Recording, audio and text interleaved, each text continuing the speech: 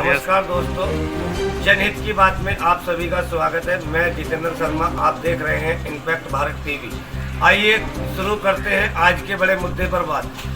गढ़मुक्तेश्वर तीर्थ नगरी ब्रज घाट में बनी मां गंगा पर किस प्रकार लोग आकर के अपने घरों से कूड़ा करकट इत्यादि गंगा जी में डाल रहे हैं। और देखने की बात तो यह है कि मना करने के बावजूद भी गंगा जी के अंदर किस प्रकार गंदगी को डाला जा रहा है। आप लोगों से बता दें कि काफ़ी बार लोगों को मना करने के बाद एक तो गंदगी से नाले इत्यादि जो गंगा जी में डाले जा रहे हैं उससे ही गंगा को दूषित किया जा रहा है।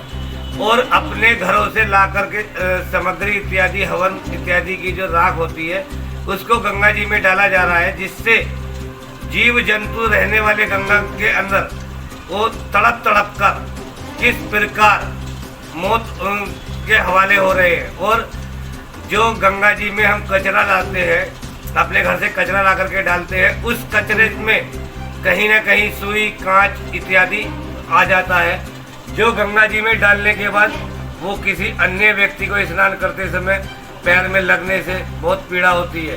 पर लोग इस पर ध्यान नहीं दे पा रहे हैं और गंगा को दूषित करने में लगे हैं। देखिए, एक नए मुद्दा जो कि गंगा में मछलियाँ इत्यादि जो जीव जंतु हैं, कछुआ है, मछली है और जीव जंतु हैं, उनको कितनी हानि होती है और हानि के साथ साथ कितना नुकसान हमारे पर्यावरण जीव जंतुओं को हो रहा है। वैसे तो हमारे क्षेत्र में अधिकारी लोग जीव जंतुओं की रक्षा करते हैं, पर देखने की बात तो ये भी है कि जीव जंतुओं की रक्षा तो करते हैं, पर जो हम ही लोग हैं, हम जैसे ही लोग गंगा को दूषित करेंगे, गंगा के अंदर गंदगी गिरेंगे, जिससे जीव जंतु की तड़प तड़प कर मौत होगी।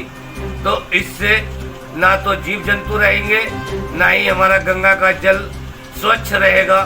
स्वच्छ नमामि गंगे, एक नमामि गंगे टीम यहाँ पर इतने जोरों से कार्य करने में लगी है कि आए दिन आपको पेपर अखबारों में पढ़ने को मिलता है कि नमामि गंगे कहीं ना कहीं कुछ ना कुछ सफाई अभियान चला रही है।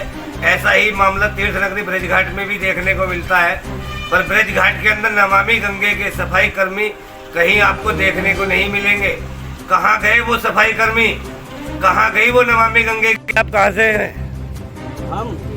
हमारा गुरु स्थान नीलकंठ झिलमिल गुफा उत्तराखंड। अच्छा, आप यहाँ ब्रज घाट में जो रुके हुए हैं, और आप यहाँ गंगा जी के बारे में क्या कहेंगे? जो यहाँ पे गंगा जी में यात्री राख भभूत वगैरह घेरते हैं, इससे गंगा जी साफ सुथरी होती है, क्या होता है?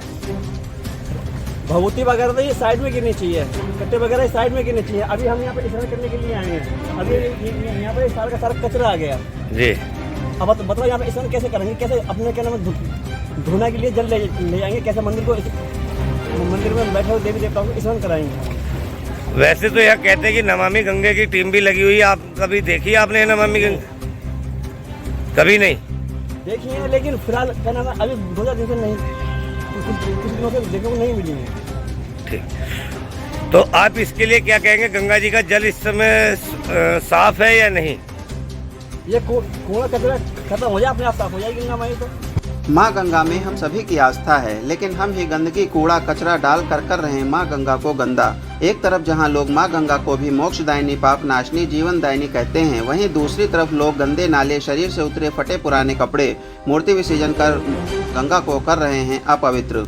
हापुड़ गढ़मुक्तेश्वर, जी हाँ, आज हम बात कर रहे हैं प्राणदायिनी, मोक्षदायिनी, जीवनदायिनी माँ गंगा के विषय में। प्राचीन काल से ही लोगों का मानना है कि गंगा में नहाने से लोगों के पाप नष्ट हो जाते हैं तथा मोक्ष की प्राप्ति होती है। माता गंगा को लेकर लोगों का यह भी विचार है कि वह स्वर्ग से हम लोगों का उद्धार करने के लिए पृथ्वी पर आई हैं। जो भी लोग गंगा में स्नान आस्था की डुबकी लगाते हैं उन्हें स्वर्ग की प्राप्ति होती है। लेकिन आज लोग आस्था का सहारा लेकर गंगा जी में पुराने कपड़े, मूर्ति विसर्जन, हवन की राख और भी चीज़ें दूसरी गंगा जी में डालकर गंगा को दूषित कर रहे हैं।